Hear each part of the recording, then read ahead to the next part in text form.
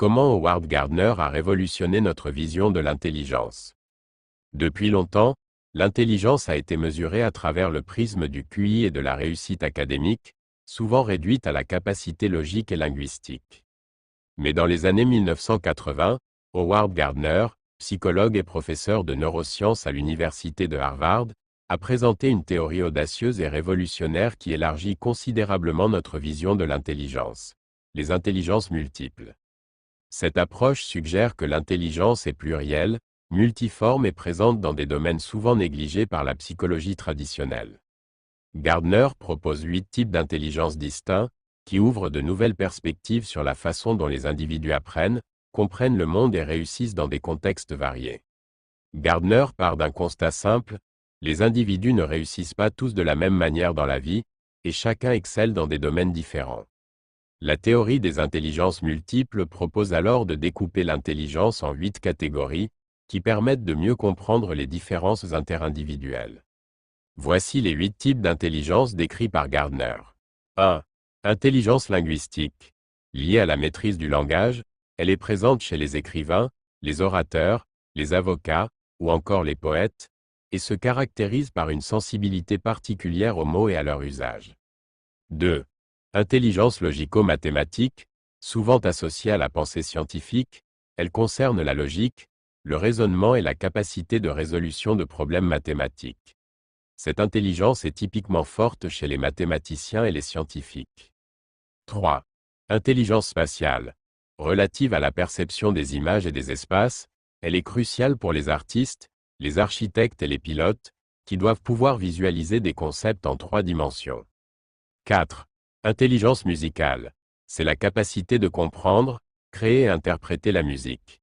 Elle se manifeste fortement chez les musiciens, les compositeurs et les chefs d'orchestre. 5. Intelligence corporelle kinesthésique. Liée au contrôle des mouvements corporels, elle se retrouve chez les danseurs, les athlètes et les artisans, qui utilisent leur corps pour s'exprimer ou accomplir des tâches physiques avec précision.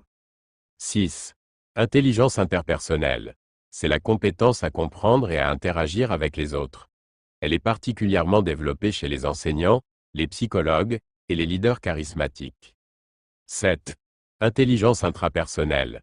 Elle correspond à la capacité d'introspection, de compréhension de soi, essentielle pour les personnes qui possèdent une forte conscience de leurs émotions et de leurs motivations. 8. Intelligence naturaliste. Cette intelligence concerne la compréhension de la nature et des êtres vivants. On la retrouve chez les biologistes, les écologistes et les jardiniers, qui possèdent une affinité particulière avec le monde naturel.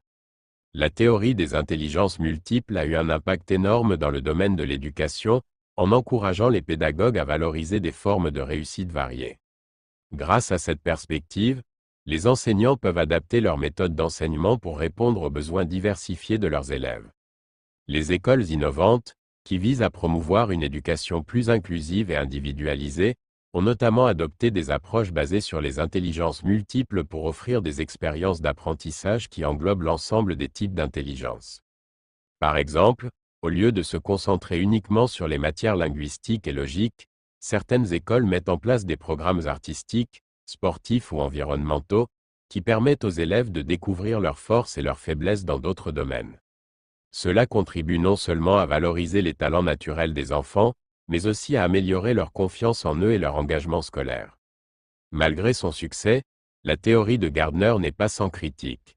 De nombreux psychologues soulignent que ces intelligences ressemblent davantage à des talents ou à des habiletés spécifiques, plutôt qu'à des formes d'intelligence au sens traditionnel du terme.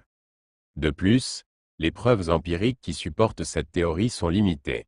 Les études scientifiques n'ont pas encore établi de manière formelle l'existence des intelligences multiples en tant que structures indépendantes et mesurables.